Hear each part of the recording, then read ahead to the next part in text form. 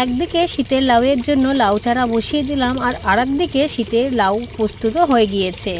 ব্যাগের মধ্যে বেঁধে রেখেছি, কারণ ফল ছিদ্রকারী পোকা না হলে নষ্ট করে দিত।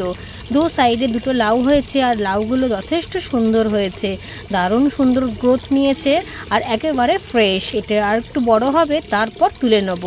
কতটা আনন্দ হচ্ছে সে আপনাদেরকে বলে বোঝানো যাবে না।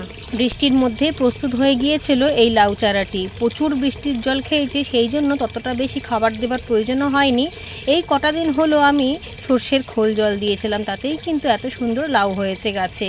তবে এখন যেহেতু বৃষ্টিটা বন্ধ হয়েছে কিছুদিনের জন্য অন্তত, আবারও তো শুনছি বৃষ্টি হবে, যতদিন না পর্যন্ত বৃষ্টি হবে ততদিন পর্যন্ত সর্ষের খোল জল দেবো এবং তরল সার দেবো, আর তাতেই এত ভালো ফলন পাওয়া যাবে। প্রতি বছরই আমার ছাদ বাগানে প্রচুর লাউ আমি পেয়ে থাকি, এবছরও সেই চেষ্টাই করছি।